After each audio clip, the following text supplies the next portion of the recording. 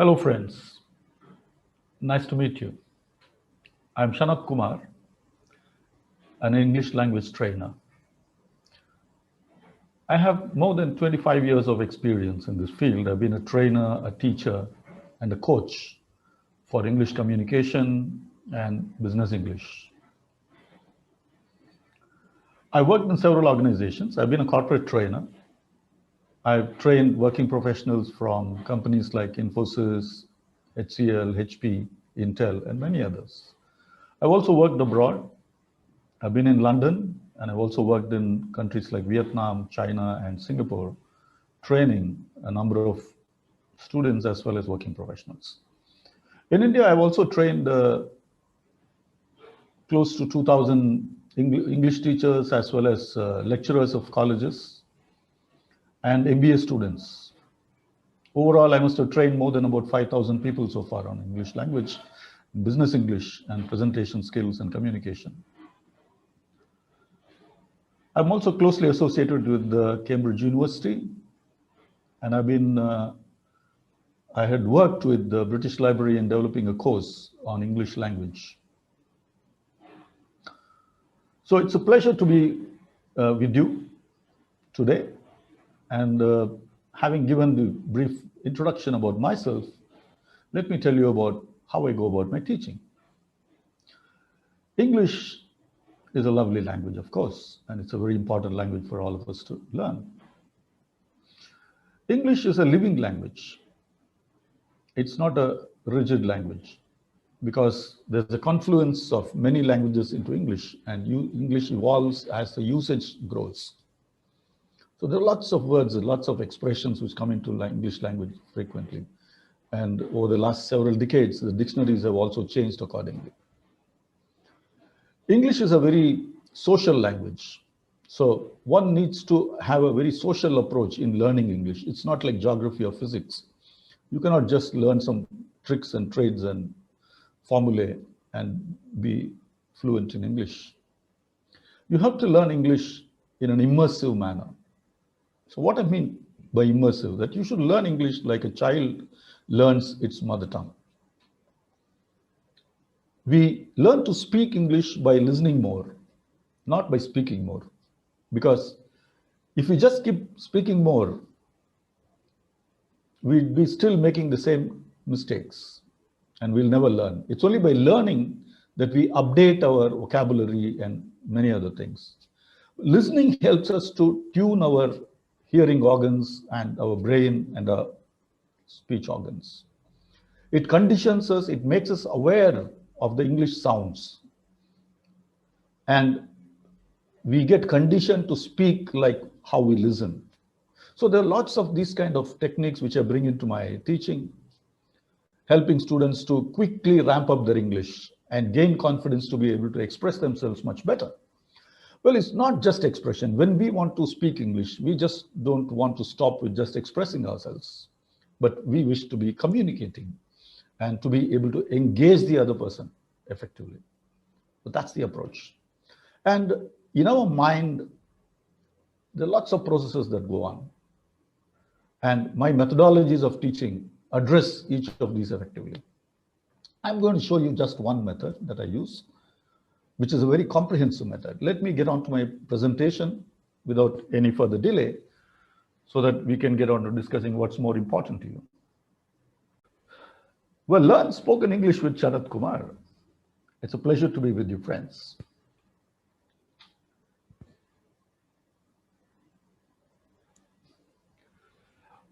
Many of us know where some of us have undergone with some of the tutors, some sessions on learning vocabulary, sentence formation, fluency, pronunciation, and many things separately.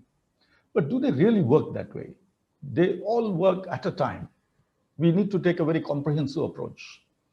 And my approach is actually twofold. One, I always personalize the course to a student because each student differs in the level of English that he or she knows and is comfortable with.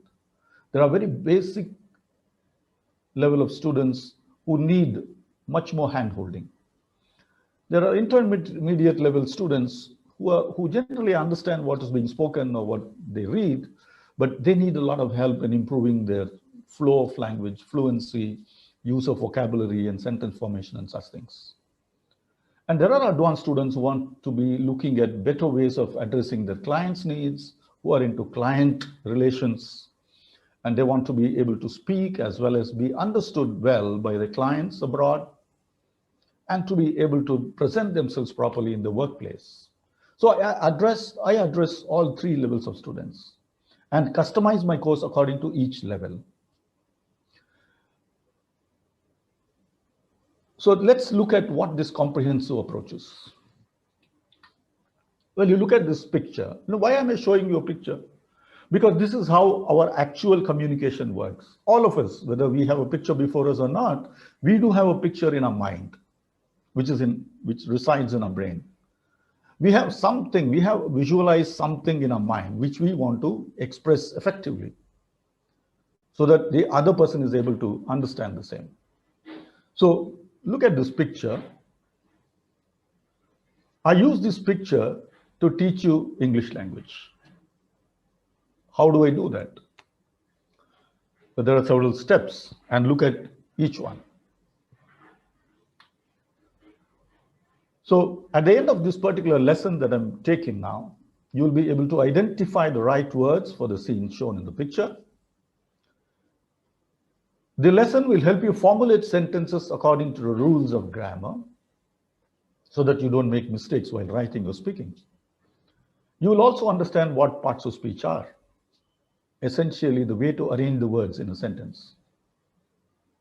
And you will also be able to define nouns, pronouns, verbs, and tenses in the sentences. And finally, you will be able to make a systematic presentation of the content, whatever that you want to present, either by speech or by writing. You know how to take an approach that is most effective.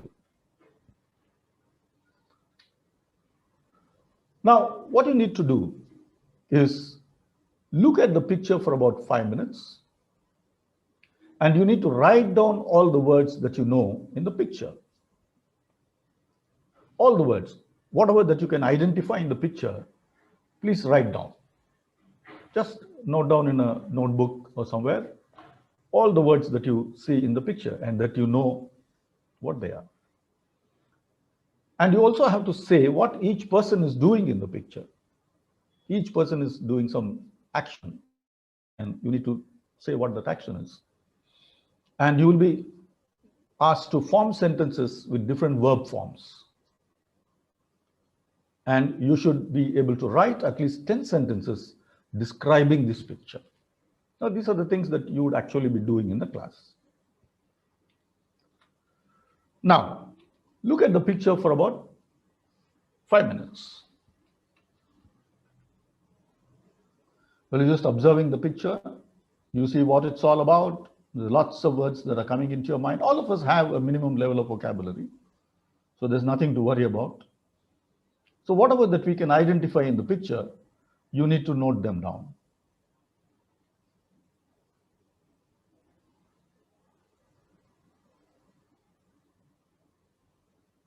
Well, it's a simple picture, not very complicated, and the vocabulary that you need are very simple vocabulary, simple words that you use in everyday language.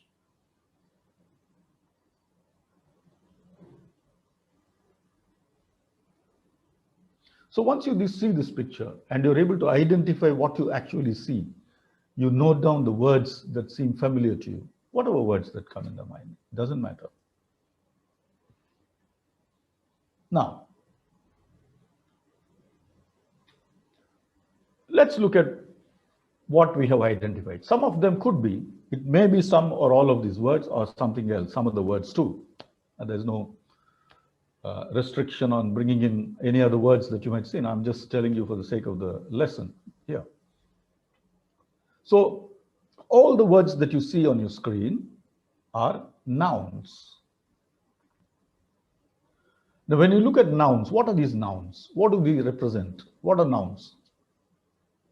Now, nouns are names or titles given to anything that we can see, we cannot see, we feel, Anything that we can feel, we see, we perceive, any concept that we perceive, the names are the nouns.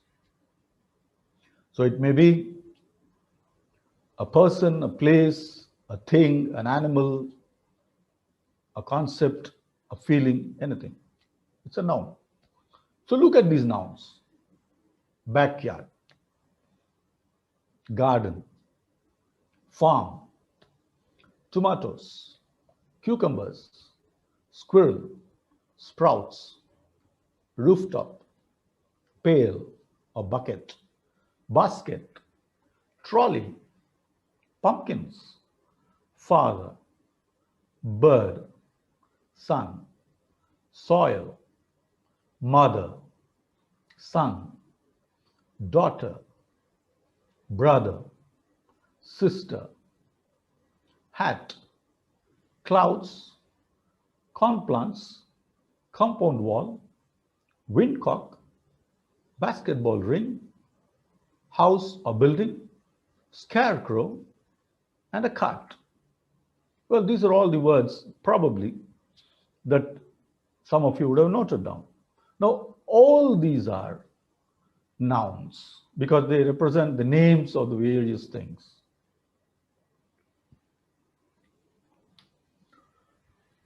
Define a noun. A noun is a word which names a category or a particular person, thing, place, animal, an idea, or a feeling. There are many different kinds of nouns: common nouns, proper nouns, collective nouns, countable nouns, uncountable nouns, abstract nouns, or compound nouns. Now, common nouns are the names of a category. So man or a woman is a category. A phone is a category. And all the things that come under this category. So these are names of categories. Proper nouns are those which can be identified by a unique name or a title. For example, man is a common noun. But you could say Shakespeare is a proper noun, the name of a person. Or John, the name of a person. A city could be a common noun. Delhi is a proper noun. Collective nouns. Collective nouns are names given to groups of things, which are always referred to in groups. Army, an army of soldiers. Family, family members. Team, team members. A bunch of keys. A bouquet of flowers. A fleet of sheep. These are all called collective nouns.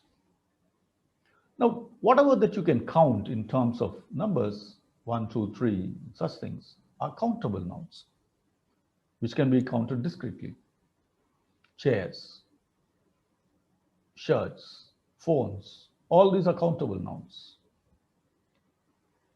Uncountable nouns are those things which cannot be counted individually, but can be measured or weighed.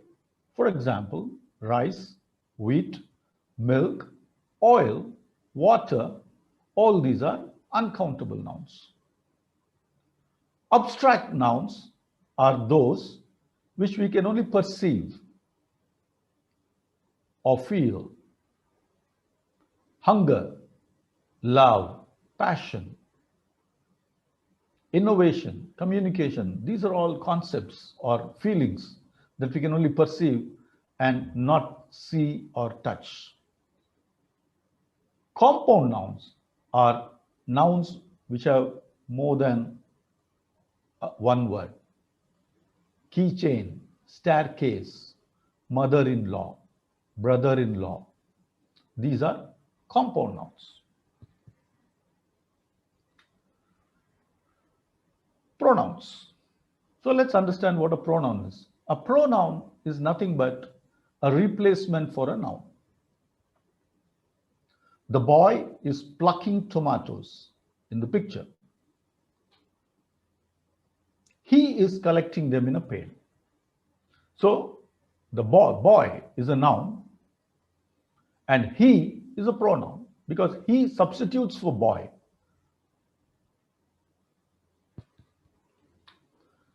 So when you look at the pronouns in the picture, we can say the father is pushing the trolley with pumpkins.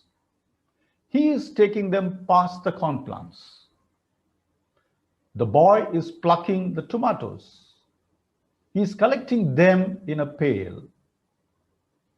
The girl is picking cucumbers. She is helping her mother collect them in a basket. A scarecrow is standing in the field. It has a bird standing on its hat. So you can see that there is a main sentence and there is a sentence with a pronoun which is corresponding to the main sentence. Now let's look at verbs. In the picture, you can use any of these verbs or all of them or even more which are not here. Some of them could be pushing, plucking, picking, standing, helping, watching, shining, collecting, carrying, sitting, sprouting, growing, showing, putting, holding, showing, blowing, rising, cutting, or taking. So these are all verbs which are action words. So when we talk about verbs, verbs are commonly understood as action words. But there are actually two kinds of verbs. One is a to be verb, which include words like is, am, are, was, were, has, have. I am, you are, he is, she is, he has, they have, I have. So these are to be verbs. Now action verbs are the ones that we have seen, like walking, pushing, plucking, collecting, and such. Now, the crucial part of language is a sentence. You can imagine a sentence as a scene in a movie. So when we look at a movie scene, we see the actors playing their roles. You can probably see a hero, a heroine, or a villain, or a comedy actor, or any other supporting actors on the scene. So the scene gets a meaning from these actors who play their roles effectively. Similarly, the words in English can be visualized as actors, and these words play a definite role in a sentence. And now these words have to be arranged in a certain order to give meaning to the sentence. Essentially, at its most basic form, a sentence has at least two parts: a subject and a verb. That is, somebody who does the action and the action itself.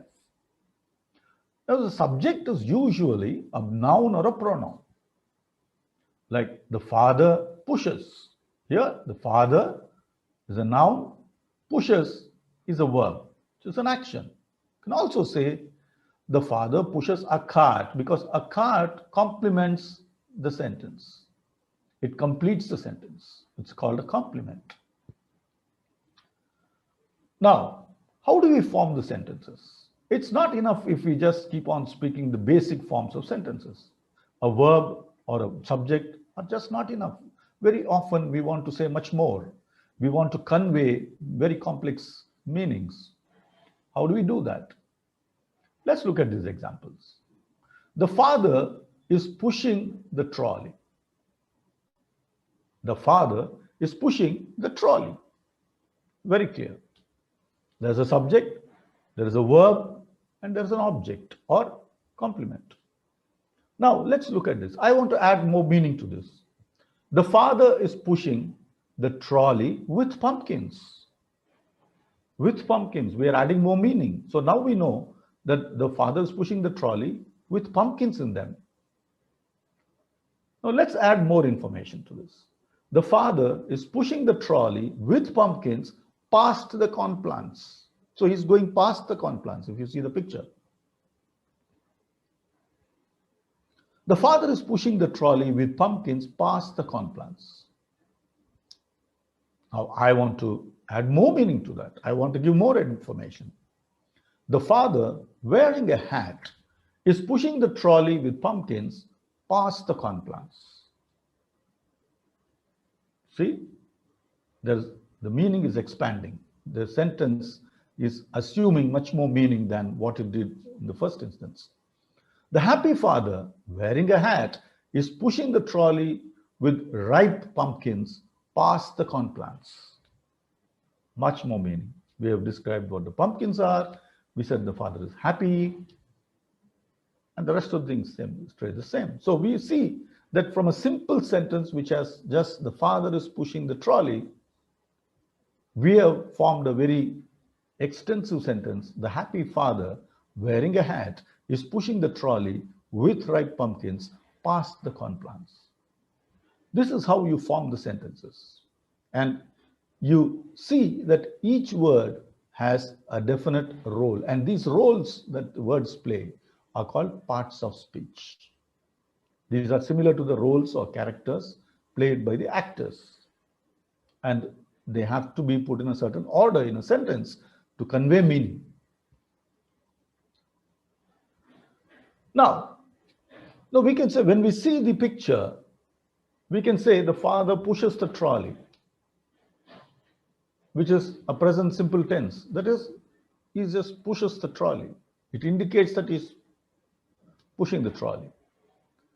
But if we want to say what he's actually doing now, we should say the father is pushing the trolley.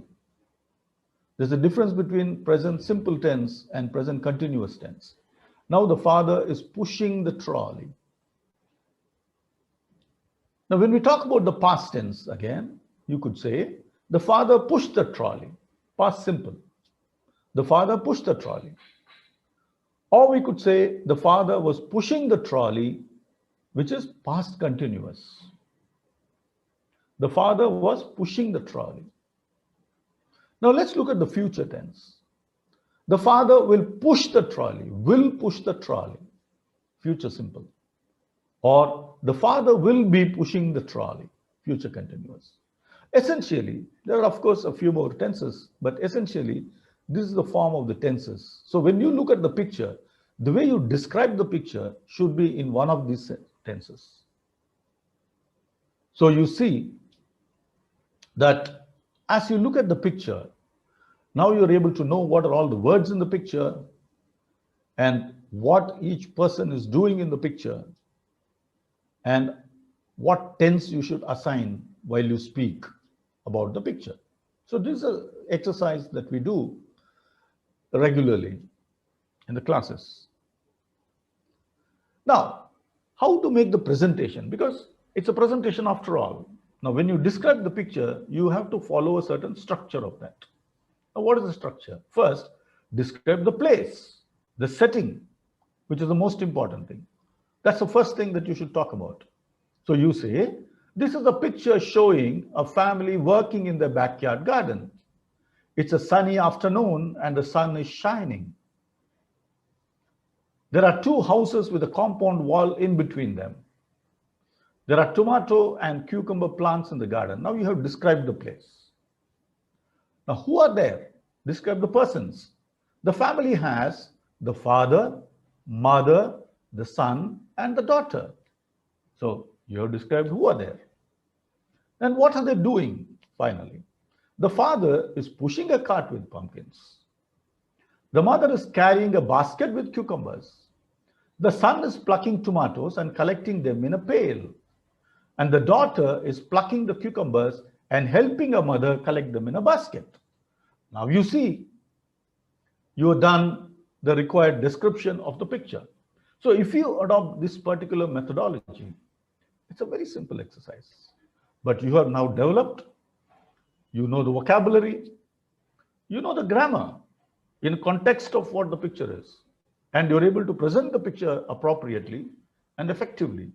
Now you know that you gained all the skills at one go. Now, this is the comprehensive approach of learning English. And this would provide you the confidence in a much more faster manner. Because if you are able to do one exercise this way, you know that you can crack all the others.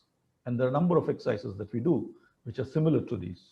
There are many other techniques that are being followed in the classes so that you gain the necessary confidence and achieve your objective of being able to speak English as you should be. Well, thank you. It's been a pleasure for me. I thank UrbanPro and I thank you all for this great opportunity in being with you.